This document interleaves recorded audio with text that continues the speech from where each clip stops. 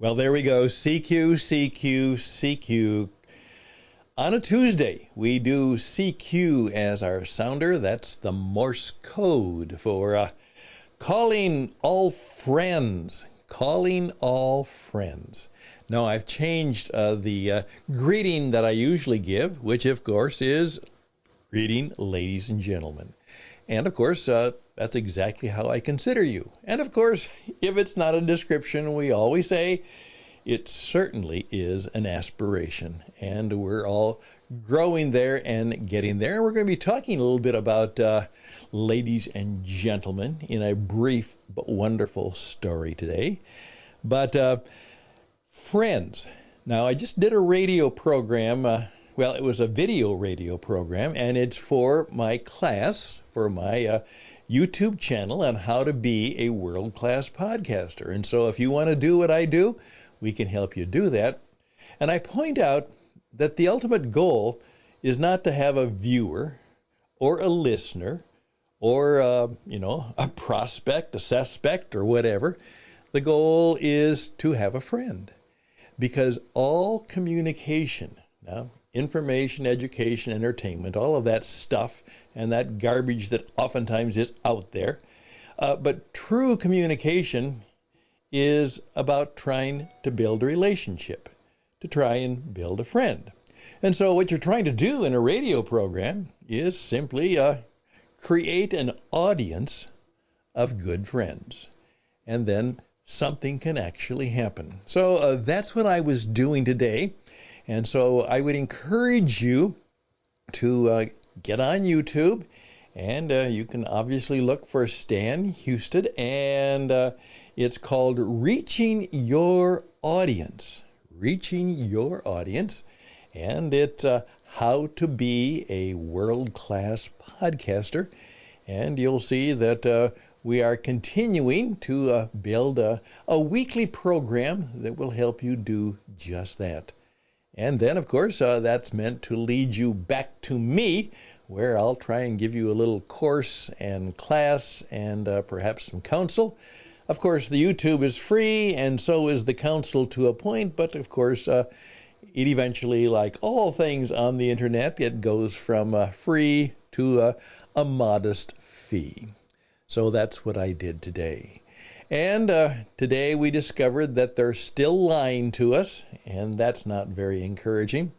And so I decided that today I just wanted to tell you about, I can't read it to you because it's kind of too long right now, and you really have to read it yourself and see the pictures, and they're wonderful. But I wanted to just tell you about a good story that you might want to check out this evening and tomorrow, and kind of be inspired. You know, we need good stories and good things. So that's what the program is about for today. My name is Stan Houston. Interesting people like you need to be full of, and a friend too, and sharing more interesting ideas, and that program begins right now.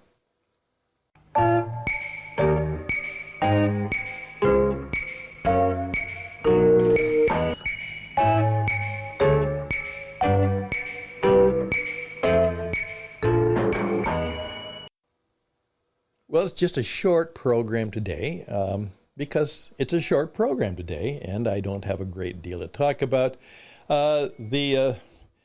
Yesterday, we really had the confirmation that a lot of the people who told us about the COVID situation and the Chinese virus, they were just lying to us.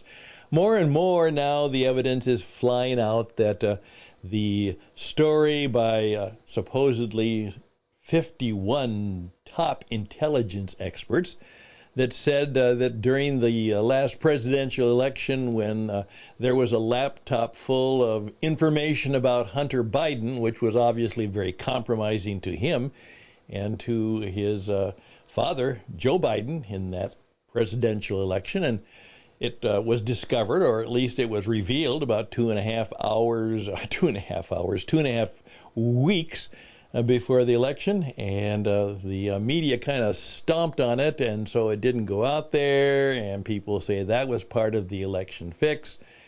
Well, part of that was because a group of people who were supposedly 51 intelligence experts said that they were quite convinced that the laptop that was supposedly the topic was not from Hunter, but it was something that was Russian disinformation. Well, they didn't know that. In fact, many of them knew it wasn't true, but they put a piece together which helped tell a lie, that it wasn't a true story about Hunter Biden or about Joe, but that it was a lie, and you couldn't believe it. Well, it's now been discovered that most of them knew it was that letter was a lie, but they sent it anyhow. Here's the problem.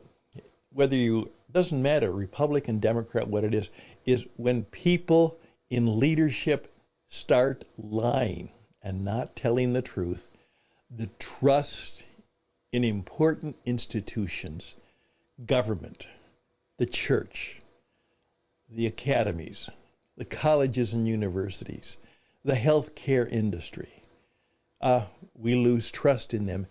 And trust is the basis of a civilized society. And we sometimes aren't acting like that. That's why I needed a feel-good story, and I found one. I subscribe to what is called the Epoch Times, Epochtimes, and it's an internet newspaper.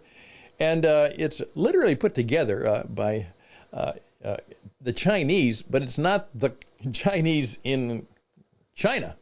These are primarily Chinese people who are very much opposed to the situation in China. They are expatriates, or they are literally people who just are Chinese in origin, but they've grown up in, obviously, as Chinese do all over the world. Epoch Times, and it's very traditional, quite conservative, but very well balanced. It's what it is. And it's worth a subscription because not only do you get oftentimes another side of the story, but you get just nice stories, inspirational stories, which just don't make the news. Well, the reason the story was today, and I won't give you names, but I'm going to encourage you to look at the Epoch Times, and then when you go to the show notes, I'll have the link that you can read it yourself. But here is the basis of the story. It tells the story of a wonderful couple many, many, many years ago. 60 years ago, they fell in love as young adults when they met at Bryce Canyon National Park. Now, Bryce Canyon in the west, it's a smaller version of the Grand Canyon, a wonderful, beautiful canyon national park. And they fell in love, and their story about falling in love at the canyon, and then they were writing letters, and he went off to do some of his mission work with his church, came back, and they got engaged at Bryce Canyon. And there's a picture of them on their engagement day where he is kind of looking up, and she is looking over the ridge, dressed nicely. It was their engagement day. And there was the picture of them, their engagement picture. 60 plus years ago. Well, of course, happy. Yes, they got married. They had children. They had grandchildren. And they lived a long and prosperous life. The husband died a few years ago, but she survives. And she had a grandchild, and the grandchild, this granddaughter, had seen this picture of her grandma and grandpa on their engagement picture at Bryce Canyon, poised, talking. And it just so happened that she was at the Bryce Canyon when it came together for her boyfriend, and they were planning, and so they decided to arrange their engagement at the same place that her grandparents had gotten engaged. And they did.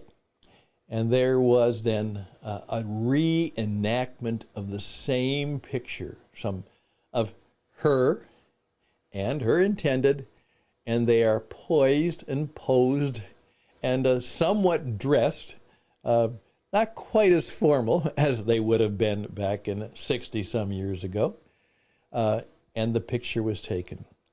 And that was an incredible celebration and remembrance. And the grandmother is still alive, and she is thrilled, of course, that her granddaughter would decide to announce her engagement picture by reenacting the picture of her own love affair and engagement with her longtime and now deceased husband.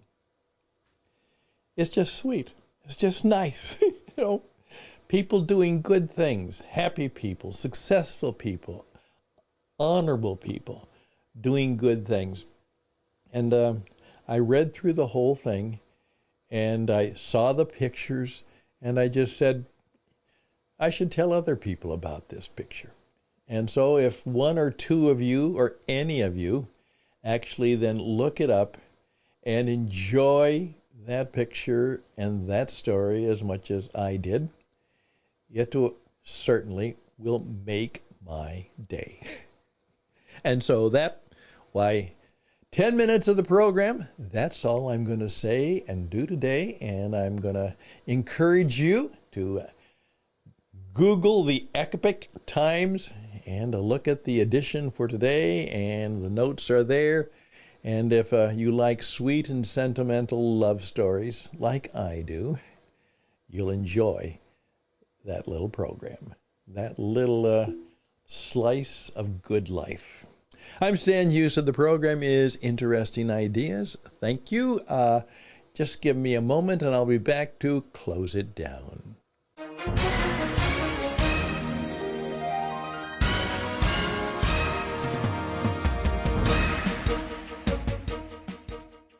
Again, all the best and blessings to you. Always close with a benediction.